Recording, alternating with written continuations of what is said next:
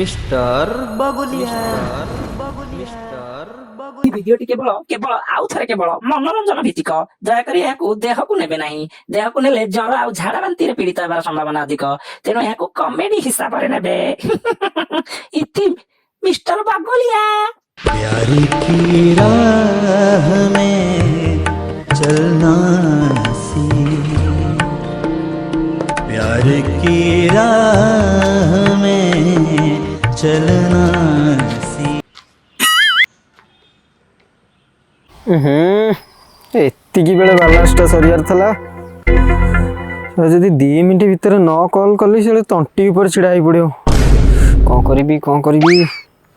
କ'ଣ କରିବି? ଆରେ ସାଙ୍ଗ ଅଛି। ଆରେ ମୋ ସାଙ୍ଗ ଥାଉ ଥାଉ ମୋର କ'ଣ ଅସୁବିଧା, ମୋର କ'ଣ ଅଭାବ ହବ? ମୋ ସାଙ୍ଗ ଅଛି ଆଉ। ଆରେ ସାଙ୍ଗ, ମୋର ଗୋଟେ ଅସୁବିଧା ହେଇଯାଇଛି ରେ। ଆରେ ତୋର କ'ଣ ଅସୁବିଧା ହେଲା? ତୁ ପୁରା ଏଇଲୁ ଗୁଲୁ ଗୁଲୁ ହେଇକି କଥା ହଉଥିଲୁ, ତୋର ପୁଣି କ'ଣ ଅସୁବିଧା ହେଇଗଲା? ଆରେ ଅସୁବିଧା ନାହିଁ ସାଙ୍ଗ, ଆଉ ତୋ ଭାଉଜ ସାଙ୍ଗରେ କଥା ହଉଥିଲି, ହଠାତ୍ ବାଲାନ୍ସଟା ସରିଗଲା ରେ। ପୁଣି ଗ୍ୟାସଟା ମାରିବ, ସେଇ ଚକ୍କରରେ ରହିଲାଣି ଆଉ ଯଦି ତାକୁ 2 ମିନିଟ୍ ଭିତରେ କଲ୍ ନ କରି ସେ ମୋ 14 ପୁରୁଷ 1 କରିଦେବ। ତୁ କ'ଣ ଗୋଟେ କରେ ମ। ଆରେ ତୋ ସାଙ୍ଗ ଥାଉ ଥାଉ ତୋର ପୁଣି କିଛି ଅସୁବିଧା ହବ? ଦେ ନମ୍ବର ଡାକିଲୁ, ଭାଉଜର ନମ୍ବରଟା ଡାକି, ମୁଁ କଲ୍ କରିଦେଉଛି। ଯେତେ କଥା ହେବା କଥା କଥା ହବୁ। ଦେ ନମ୍ବର ଦଉନୁ। ନାଇଁ ସାଙ୍ଗ, ଆଉ ତୁ ବୁଝୁନୁ, ନମ୍ବରଟା ଦେଲେ ଅସୁବିଧା ହେଇଯିବ। ତୁ ଗୋଟେ କାମ କରୁନୁ, ମୋର ଗୋଟେ ରିଚାର୍ଜ କରିଦଉନୁ। ତାହେଲେ ସାଙ୍ଗ ଗୋଟେ କାମ କରୁଛି, 149ଟା ରିଚାର୍ଜ କରିଦଉଛି। ନାଇଁ ମୋ ସାଙ୍ଗ, 149ଟା ଆଗକୁ ପାଇବ ନା ପଛକୁ ପାଇବ? ତୁ ଗୋଟେ କାମ କରେ, 299 ଗୋଟେ କରିଦେ, ମୁଁ ଘରକୁ ଗଲେ ପେ କରିଦେବି ଆଉ। ଅନଲିମିଟେଡ ଡାଟା, ମୁଁ ଆଗ ପଛ ସବୁ ଦେଖିବି ଆଉ। ଦେଖ ସାଙ୍ଗ, ତୋର ରିଚାର୍ଜ କଲି, ସମସ୍ତେ ତୋ ନାଁରେ ଗପନ୍ତି, ତୁ ମାନେ ରିଚାର୍ଜ କଲା ପରେ ଦଉନା ବୋଲି, ଠକଟା ବୋଲି ସମସ୍ତେ କୁହନ୍ତି। ତୁ ମତେ ଠକିବୁନି, କାରଣ ତୋ ଅସୁବିଧା ସମୟରେ ମୁଁ ତୋର ରିଚାର୍ଜ କରିଛି। ଠକିବୁନି ଟି ସାଙ୍ଗ?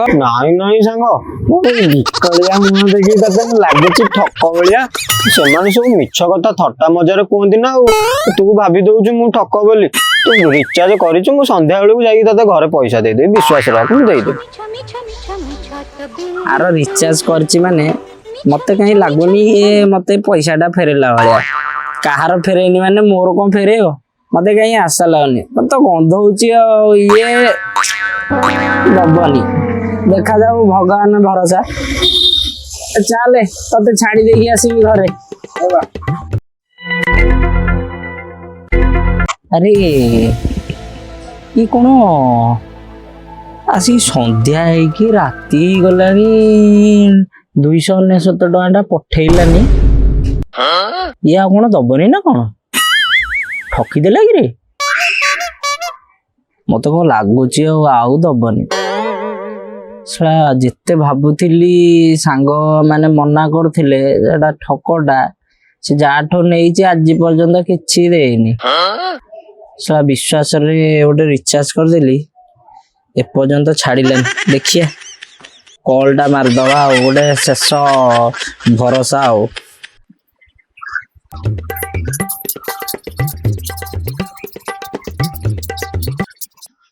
ନା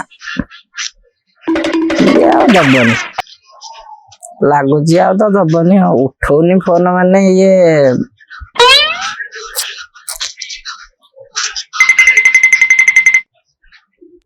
ନା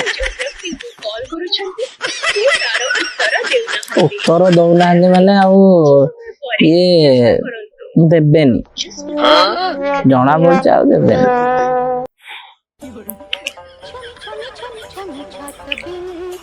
ଆଚ୍ଛା, ତାହେଲେ 299 ପାଇବା ପାଇଁ କଲ୍ କରିଛନ୍ତି। ଦେଖିଆ, କଲ୍ ଉଠିଲା। ହ୍ୟାଲୋ କିଏ କହୁଛନ୍ତି? ଆମେ ତାଙ୍କ ସାଙ୍ଗ କହୁଛନ୍ତି। ଆଉ ଚିନ୍ମୟ ନାହାନ୍ତି କି? ନାଇଁ, ସେ ଘରେ ନାହାନ୍ତି। ଆଚ୍ଛା, ସେ କୁଆଡେ ଯାଇଛନ୍ତି? କାହିଁ କିଛି କହିନାହାନ୍ତି। ଆଉ କ'ଣ କହିଛନ୍ତି? ଆଉ କହିଛନ୍ତି ଯିଏ ଫୋନ କରିବ କହିବ ଘରେ ନାହାନ୍ତି। ଆଚ୍ଛା, ଏତେ ଭଲ କଥା କହିଛନ୍ତି। ଠିକ ଅଛି, ଆମେ ତାହେଲେ ରଖୁଛନ୍ତି।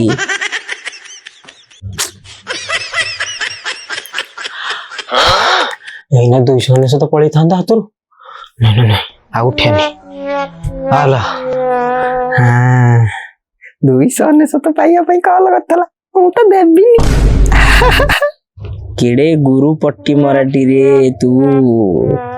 299 ଟଙ୍କା ରିଚାର୍ଜ କଲି ଯେ ତୁ କେତେ ନାଟକବାଜି କରୁଛୁ ରେ ସାଙ୍ଗ। ତତେ ଆଉ ପାରି ହବନି। ତତେ ସବୁ ସାଙ୍ଗ ଯାହା କହୁଥିଲେ ମୁଁ ଆଜି ସେଇଥିରେ ପଡିଲି, ଆଶା ଛାଡିଦେଲି। 299 ଟଙ୍କା ଟା ବଡ କଥା ନୁହଁ, ଆଉ ନୁହଁ ଇଏ କଣ ଆଉ ଦବ। ଆଶା ଛାଡିଦେଲି। 299 ଟଙ୍କା ଟା ବୁଡିଗଲା ବୋଲି ଭାବିଲି ଆଉ। ଏମିତି ସବୁ ପଟିମରା ସାଙ୍ଗ ଗୋଟେ ଗୋଟେ ଥାଆନ୍ତି।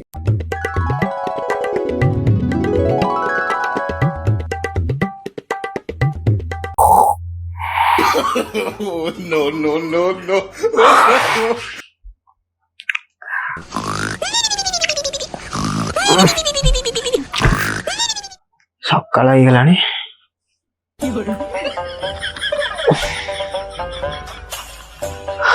ଆଠଟା ହେଲାଣି।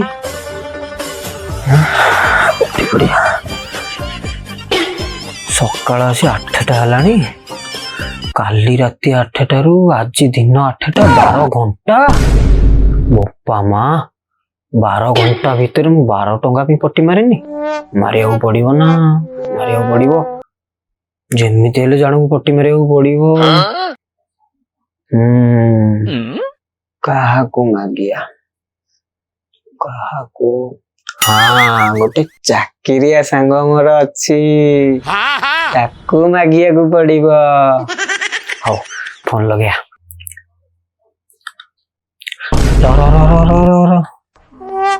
ସେ ତ ଚାକିରିଆ ପିଲାଟା, ମୁଁ ଯଦି ତାକୁ ମାଗିବି ସେ ତ ଦବନି। ବହୁତ ଚାଲାକ ଥବ। ନା, ଗୋଟେ ଉପାୟ ଅଛି।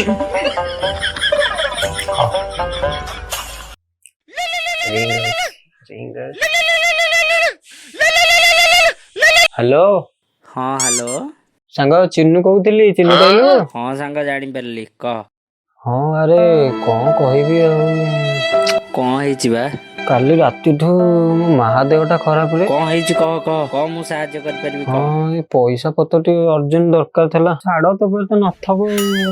ଏଇଟା ଗୋଟେ କଥା ସାଙ୍ଗ, ତୋ ମା କଣ ମୋ ମା ନୁହଁକିରେ। ହ୍ୟାଲୋ, କେତେ ଟଙ୍କା ଦରକାର କହ, ମୁଁ ଦଉଛି। ବେଶୀ ନାହିଁ ମ, ଟଙ୍କା 20,000 ହେଲେ ହେଇଯାଆନ୍ତା। ହଉ ନବୁ। ମେଡିକାଲ ନେଇକି ଯିବୁ ଆଉ ଟିକେ ପରେ। ତୁ ଯଦି ଦିଅନ୍ତୁ, ମୁଁ ଏଇ ସପ୍ତାହ ଭିତରେ ତତେ ଫେରେଇ ଦିଅନ୍ତି ପଇସାଟା। ଏଇଟା ଗୋଟେ କଥା, ତୁ ତ ସୁବିଧାରେ ଦବୁ ଆଉ। ହଁ ହଁ, ଫେରେଇ ଦେଇ ମ, ବିଶ୍ୱାସ ରଖ, ଫେରେଇ ଦେବି। ଆରେ ହଁ ରେ, ଫେରେଇ ଦବୁ ଆଉ। ଏଇଟା ତ ଫୋନ ପେ ହଁ, ନମ୍ବର ଏଇ ତ? ନମ୍ବରଟା ତ ମୋର, ଏଇଥରେ ଫୋନ ପେ କରିଦେ। ହଁ, ମୁଁ ଛାଡୁଛି ହଉ ଏଇଥିରେ ହଉ। ଛାଡୁଛି। ମିଳିଗଲା। ଆରେ ବାପ ରେ, ଧନ୍ୟ ତ ଚାଲିକି ରେ। 20,000 2 ମାସ ବସିକି ଖାଇବୁ। ପଇସା ଆସିଗଲା। 20,000 କହିଦବା। ପଇସାଟା ଆଇଲା ହାରି, ତାକୁ ଟିକେ କହିଦବା। ହଁ ସାଙ୍ଗ, ପଇସା ଆଇଲା ହାରି। ହଉ ହଁ, ବହୁତ ବହୁତ ଧନ୍ୟବାଦ ତତେ। ଗୋଟେ ଅସୁବିଧା ସମୟରେ ସାହାଯ୍ୟ କଲୁ। ଆଉ ମା ଦେହଟା ଖରାପ, ତାକୁ ଗୋଟେ ଭାବୁଛି ବୋଲର ଫୋଲର ଭଡା କରିକି ନେଇକି ଯିବି ଆଉ। ହଁ ସାଙ୍ଗ, ତୁ ଋଣ ମୁଁ କେବେ ସୁଝି ପାରିବିନି ରେ ସାଙ୍ଗ। ହଉ ଠିକ ମା ଅଛି। ଦେହଟା ଖରାପ, ତୁ ଟିକେ ଆସିବୁ, ମୁଁ ଫୋନ କରିବି ଯଦି ଆସିବୁ, ସବୁ ଦରକାର ପଡିବ ଯଦି। ହେଲା, ଦେଖିଆ ମୋ ସୁବିଧା ଦେଖିକି ନହେଲେ ମୁଁ ଯିବି ଆଉ। ରଖୁଛି। ବାय ବାय, ହଁ, ଟାଟା, ଗୁଡ ବାय। ଓହୋ, ଆଉ 2 ଘଣ୍ଟା ଶୋଇପଡିଆ। ମନ ଖୁସି। ଓହୋ, ହଁ।